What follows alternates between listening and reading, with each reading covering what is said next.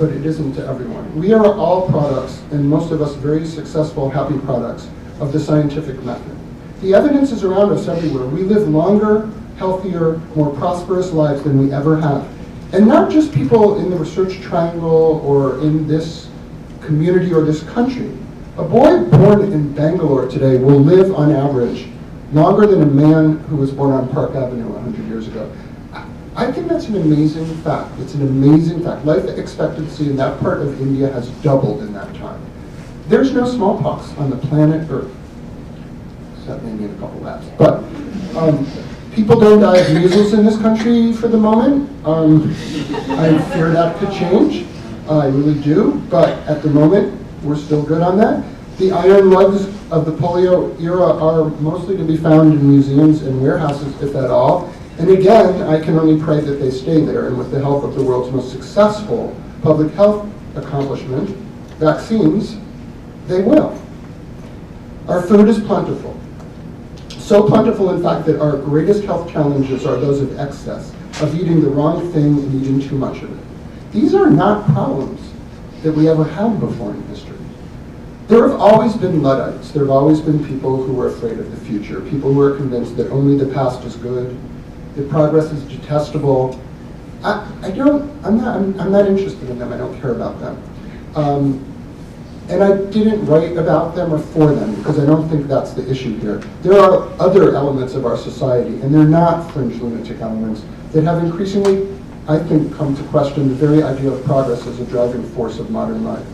You see this in the strangest of places, and I've been running around talking on the radio and TV, selling my book like a good deodorant salesman. And I was on Scott Simon's NPR show a while ago, and I've known him a long time, and I think he's just a fabulous host.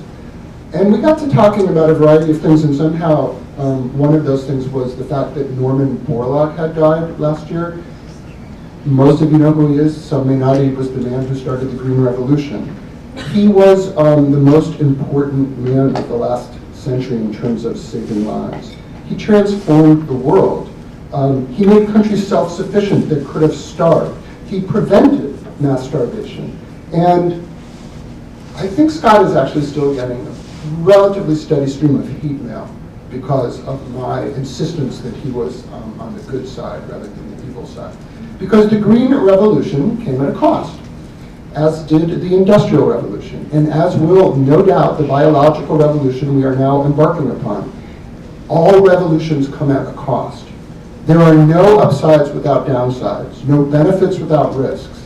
And we need to recognize those costs. We need to talk about those costs and not dismiss them as collateral damage because they're real. And I don't think we have talked about them enough in the past, and that's been a bit of a problem. We need to make sure scientists do the studies they need to do and not tell people what they think is good for them. Now, I think that's changing. I think most scientists aren't like that these days, but I think the default is we do the work, we know what we're doing. If you don't understand or care, then you don't have to profit from this. And that is something I think we, and when I say we, I kind of mean people like me, have been complicit in. You know, we have said yes to lots of scientists. I have taken the attitude of sort of being sick of the naysayers. But the truth is, we have been told, and I have told people about endless numbers of miracle cures and breakthroughs and wars on cancer and fetal tissue magic and Parkinson's being banished and water that will be desalinated at a cheap price so that's not a problem anymore. And none of those things have come true yet because science is really hard. And the solutions don't come easily. And they will come, but we have to do a better job of making it clear that it doesn't happen overnight. There aren't many home runs in anything, including in science. And we always act as if there are. And we really need to stop that. Nonetheless, we can move on. When we make mistakes, we can move on. We can jettison the bad and we can do it better. Look at oil. We don't want to burn fuel now. We want to make fuel out of benign substances to power our world. We don't want to destroy it anymore. We can do that. We are doing it. We need to do it at a greater scale, and we need to care about it more. This will happen. It will happen. And scientific method teaches us that it will happen, because if it teaches us anything, it teaches us there's a process. Some things work. You use them, and you use them until you find something that works better. Then you use that. And that's how it is. And we've lived this way since the Enlightenment. And it's worked out really well for us. And people forget that because they don't have a frame of reference. And that's sort of, I think, what the big anti-vaccination people, people can talk about vaccine problems all they want. They haven't, 180,000 people died of measles in the world last year. Just no one that Jenny McCarthy knows. I'm sorry. I don't mean to pick on her. She's from the South. The reaction to this book has made it only too clear to me, by the way, that plenty of people reject my kind of logic. I can say, and I say this with no self-pity but no exaggeration, that there really isn't a demographic that has not tried to poke my eyes out. I've been called a shill for science so many times I've decided to put it on an epitaph, though maybe not tomorrow. I've also called other great names. I was called epistemologically blind by someone, and my favorite was that I was just a Jew with a $100 haircut. Which is totally untrue. I don't go to a discount barber. I mean, really. And why are people so incensed about me and what I wrote in this book and what I say? Some of the reasons. I don't see the data to support the nutritional superiority for organic food. I don't see that. I have been accused of being on the payroll of big pharmaceutical companies and agricultural firms so often that I actually, from time to time, feel I need to issue a Sherman statement. So I'm going to do that now, and you people can tweet it on out there. I have never taken any money from any pharmaceutical companies or agricultural industrial. Okay, I took a little.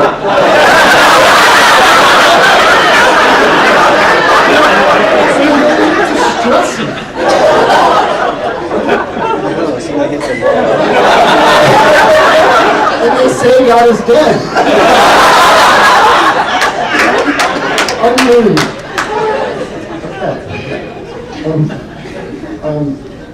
I never have done that, and I never will do it. But you know what? It doesn't matter, because I have committed one of the great transgressions of the age of absolutism, which is to ask people to stop acting as if there are only two shades of human perception, black and white. I hold these terribly controversial beliefs. For instance, I don't believe all pharmaceutical companies are evil. I don't think the Gates Foundation, which has done more good for humanity than any other in recent times, is evil because it has hired agricultural experts from Monsanto. I think it was smart. The government of the United States is not evil because it insists that vaccines are by and large safe. When did words stop having meaning? Have you gone into a vitamin store lately? Dietary supplements, with very few exceptions, are one of the greatest legal cons perpetrated on our society. Perpetrated is that word because we do the perpetrating. Go to a store, look at the labels. They're curing everything in those stores, from phlebitis to brain cancer. It's fantastic. Except for one little thing. Every study that shows ginkgo or echinacea or some idiotic antioxidant formula found by mixing half a pomegranate with a juice of some other acai and turning it into a gel is useless. They're useless. And the more people say that, the more they're sold at higher prices with greater profit margins. It doesn't seem to matter. And if a person who thinks genetically engineered food is not dangerous to eat, whoa, heaven forfend. I'm actually that person. And one of the reasons I'm that person is we've been planting it for 2 decades, 22 years maybe, over billions of acres. 0 people have gotten sick from eating genetically modified food in the world. Actually, I don't call it genetically modified food because all food is modified. It's genetically engineered. 0 people. If every person in America took 2 aspirin right now, 500 people would be dead by midnight. No question. Does that mean aspirin sucks? We shouldn't take it? We should take it off the market? No. It means there's a risk to everything we do in our lives. There are risks. And so when people say, but we don't know the downside of genetic engineering, and what if there's a downside, and what if our right leg falls off 23 and a half years into swallowing the corn? I don't know. I know there's a billion people who go to bed hungry every night, and they're not getting vitamin A, and you can engineer it into rice. And it's been done for more than a decade. And